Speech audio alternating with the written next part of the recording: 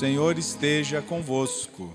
Ele está no meio de nós. Proclamação do Evangelho de Jesus Cristo segundo João. Glória a vós, Senhor. Naquele tempo, Jesus disse aos seus discípulos: Se alguém me ama, guardará a minha palavra, e o meu Pai o amará. E nós viremos e faremos nele a nossa morada. Quem não me ama, não guarda a minha palavra.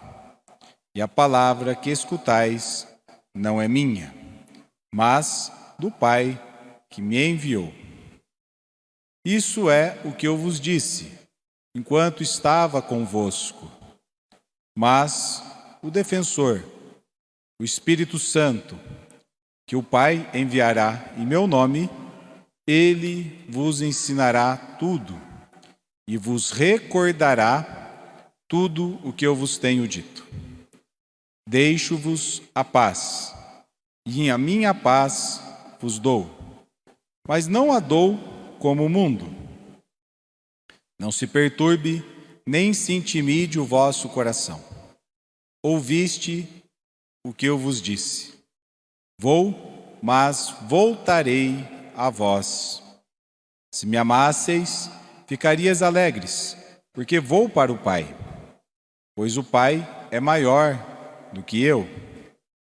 Disse-vos isto agora, antes que aconteça, para que quando acontecer, vós acrediteis.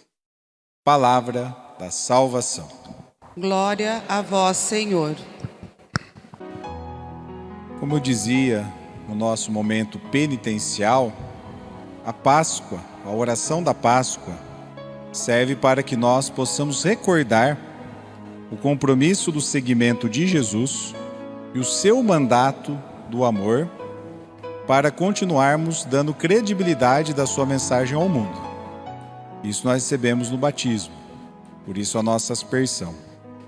E eu queria continuar a reflexão desse evangelho de hoje, de João 14, do 23 ao 29, uma continuação direta do domingo passado, quando Jesus pedia-nos que nós amássemos uns aos outros como Ele nos amou. Não amar o próximo como a si mesmo. É perigoso, porque o nosso inconsciente joga amar o outro como a si mesmo, porque aí nós colocamos limite para amar. Gostamos e confundimos que gostamos é amar. Porque o amor de Jesus foi um amor que levou ele até enfrentar a morte da cruz. Não voltar atrás. Diante de testemunhar o que o Pai lhe pediu. O Pai não queria que o Filho morresse na cruz. Mas o Filho toma a decisão de continuar amando independente da consequência. Por isso ele ressuscita.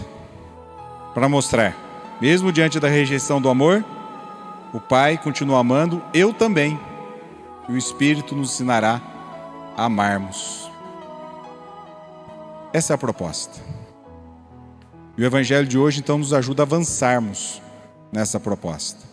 E eu queria começar a primeira parte do Evangelho com aquilo que o Monsenhor Celso disse a semana passada. Aprender a amar. Nós precisamos aprender a amar. A gente já sabe amar, Deus é amor. Não. O Filho aprendeu o amor do Pai e ensinou na sua vida como nós podemos amar. E o grande ensinamento do amor de Jesus é o que está o contexto desse Evangelho de João, que começou no capítulo 13 e termina no 15. O lava-pés, a entrega, o serviço, o se abaixar. E Jesus continua se abaixando. O Pai é maior.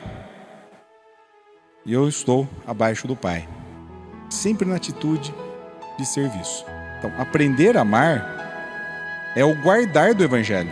Aquele que me ama, guarda a minha palavra, pratica a minha palavra, aprende a minha palavra. Você pode ser religioso e não amar Jesus Cristo. Tranquilamente. Sem problema nenhum. Você faz a sua atitude religiosa, mas a hora que exigir a prática de Jesus, você justifica. Agora, quem guarda, não. Quem guarda pensa, vou fazer a memória de Jesus. Relembrar, como diz o Evangelho. Aprender a como fazer. E sabe por que nós precisamos aprender? Porque nós temos resistência de fazer aquilo que nos incomoda. E nós vamos ter que aprender a como passar por cima do que nos incomoda, para poder fazer a prática do Evangelho e do seguimento de Jesus. É muito mais avante, é muito mais à frente. E aqui vem o segundo ponto que está no meio do Evangelho. Como fazer esse aprender a amar? Essa proposta do amor, fazer morada. Foi a palavra que Jesus usou. O Pai está aqui, o Filho está aqui, o Espírito Santo está aqui, e nós estamos aqui porque vemos a proposta do amor. A hora que Jesus disse, eu vos darei o defensor. Ele falou que o defensor chama-se Espírito Santo. O Consolador também tem essa tradução, mas a palavra original é Paráclito. E o que é Paráclito? Paráclito significa estar junto com. Então Jesus falou, vocês não vão estar sozinhos. Nós vamos continuar unidos, mesmo que eu volte ao Pai, pelo Espírito. E o Espírito Santo estará com vocês. E aqui nós conseguimos entender por que teve duas leituras iniciais que falavam que o templo vivo era a comunidade reunida e que os discípulos não decidiam sozinhos. A comunidade decidia junto, sobre a assistência do Espírito. Até porque nós somos muitas vezes lembrados. Quer ver, pegar um exemplo claro? Eleição de um Papa.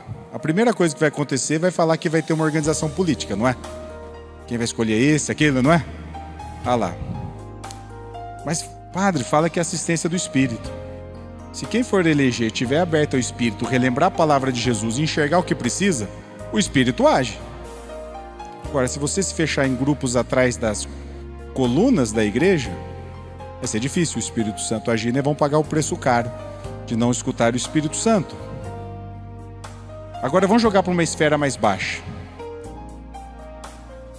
Se ficarmos resolvendo as coisas atrás das colunas da igreja, o Espírito Santo não fala. Quem fala são aqueles que estão atrás das colunas da igreja. Por isso que nós temos que aprender que o Espírito Santo não fala sozinho com você.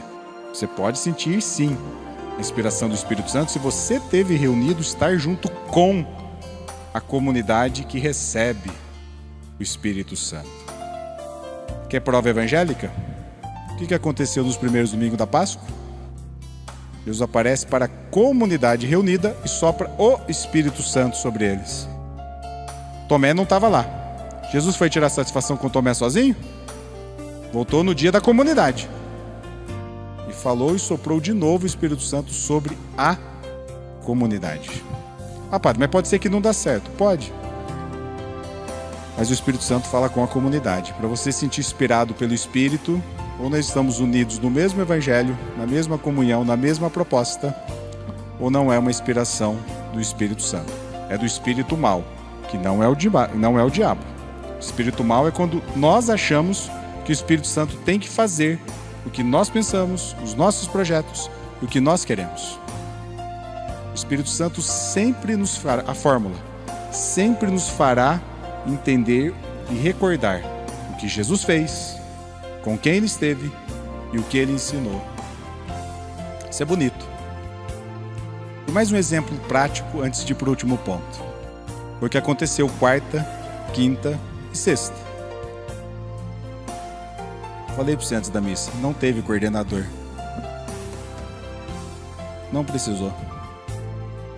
Todos sabíamos o que o Espírito Santo indicou na palavra de Jesus. E cada um se pôs a serviço.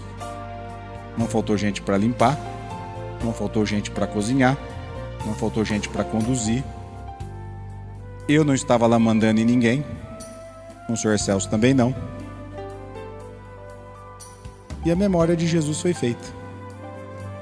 Não é difícil a fórmula. Seria tão bom se os padres, o bispo, as igrejas, as comunidades, as lideranças aprendessem isso. Estar junto com o Espírito e todos se colocarem a serviço da proposta de Jesus. Mas lembra do primeiro ponto? É aprendizado. Nós vamos aprender isso até o fim da vida. Inclusive eu me coloco como primeiro a ter que aprender. E por fim, isso levará a construir a paz. Não do mundo. E o mundo aqui tem um contexto muito particular no Evangelho. É a Pax Romana, né, professor de História? O que aconteceu? Roma chegava, tomava o lugar. Então vocês podem ir até aqui, ó. Vocês podem ter religião, vocês podem ter costume, mas pagam imposto para mim. Eu escolho quem está à frente de vocês, para que, se passar da linha, tem punição, que é a cruz. Como fizeram com Jesus, tramaram e deram um jeito dele passar a linha. Então, veja, Jesus fala assim, não está condicionada a paz. A paz é vivida. O shalom, a vida plena, tudo aquilo que é necessário para o ser humano viver a alegria e o amor de Deus. Então a proposta de Jesus é avançada. Não significa que não vai haver conflito, mas ele não alimenta o conflito. Aquela famosa expressão, não põe mais lenha na fogueira. Ele faz de tudo para que aquilo que cria a ausência do shalom, da paz, seja desfeito e as novas relações amorosas sejam construídas. Isso é construir a paz. Isso é ser artífice da paz. Só que nós queremos muitas vezes dizer que estamos certos, não é? E essa proposta não funciona, a proposta de Jesus. Até porque Jesus nunca precisou falar que ele estava certo. Ele sempre continuou amando e construindo a paz. Isso é interessante e queria aproveitar. Cuidado, hein? Nós estamos em ano eleitoral. Quanta gente vai brigar com o outro? Vai mandar o WhatsApp para criar confusão? Vai se dividir por ideologia que não sustenta ninguém? Não entre no espírito mal. Aprendam a serem construtores da paz. Pelo diálogo, sem a imposição e pensando sempre como Jesus propôs. No outro. E construamos a paz que vem de Jesus. Como estamos tentando construir na guerra.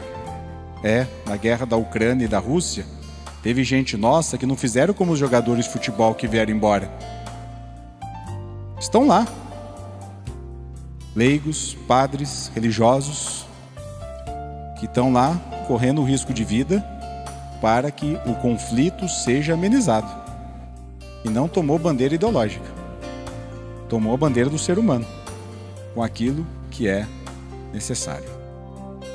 Então que possamos pedir que o Espírito Santo esteja conosco aqui e nós estejamos todos juntos no projeto de Jesus, para amar, guardar sua palavra e construir um mundo de paz, mesmo que hajam os seus conflitos.